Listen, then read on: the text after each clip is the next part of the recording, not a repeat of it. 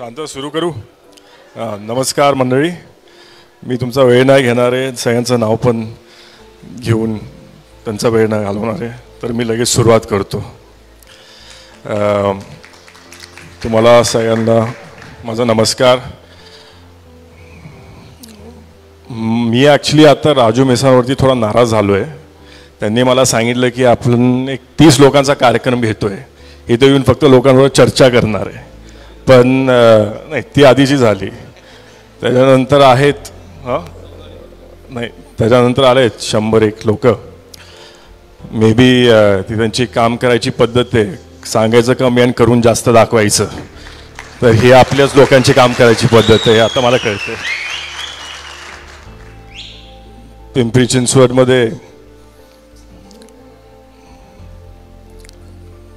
ज्या पद्धतीने आपण काम केलंय, आज पण माझा मित्र माझ्यावर फिरत होता. तो म्हणतोय की राजूजी काय आहे, म्हणजे मी इथं कधी आलोच नाही आहे, हे लोकांकडे पोचलं का नाही आहे.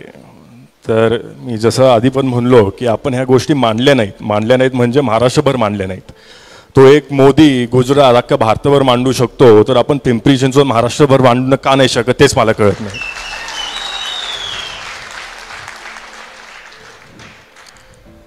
आणि गेल्या 10 दिवसामध्ये मलाच कळत नाही की काय चाललंय. म्हणजे एवढं प्रेम लोकांनी मला दिलंय की मलाच कळत नाही की मला पार्थवरती प्रेम झालंय का पार्थवरती प्रेम झालंय.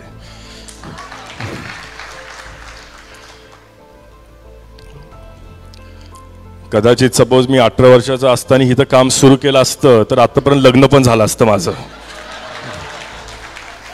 एवढं प्रेम तुम्ही दिलंय मला. उगाच वेळ घालवला तिकडे मुंबईमध्ये. मला हे सांगायचं मित्रांनो की आता आपल्याकडे 35 दिवस राहिलेत. आपल्याला सगळ्यांना एकत्र मिळून काम करायचं आहे. जे पण काय विषय आहेत, जसं आबांनी पण सांगितलं, तुम्ही पण काहीतरी म्हणला मला माहिती नाही, पण एकत्र आपल्याला सगळ्यांनी काम करायचं आहे. आणि एक जो वर्ग आहे जो आपण विसरून जातो, तो तरुणांचा वर्ग, युवक, जो आय थिंक 50% आपला देश 25च्या खाली आहे, 70% 30च्या खाली आहे. आणि आपण त्यांच्यावरती अजिबात कॉन्सन्ट्रेट नाही करत. आपण फक्त सगळ्यांना दाखवतो की आपण चांगले कामं केलेत, आपण चांगलं काम करू. पण जो तो तरुणांचा वर्ग आहे, ते लोक थोडे कन्फ्यूज असतात लाईफमध्ये. त्यांना कळत नाही की काय खरं काय खोटं. 18 ते 20, 25 असतात, स्टाईल मारतात, शिक्षण करतात, लोकांना त्यांचे ड्रीम्स अचीव करायला त्यांच्यामध्ये त्यांचं काम चालू असतं. पण ते तुमचं काम आहे आता ते सगळ्या लोकांना धरून त्यांना सांगायचं की बाबा हे सगळं काम केलंय ना, हे राष्ट्रवादीने केलंय आणि ती तुमची जबाबदारी आहे. आता हे तुम्ही सांगणार आहे, कारण तो एकदा पोरगा पळून जातो ना, तर धरून आणायचं आणि सांगायचं हे बघ बाबा हे काम आपण केलंय.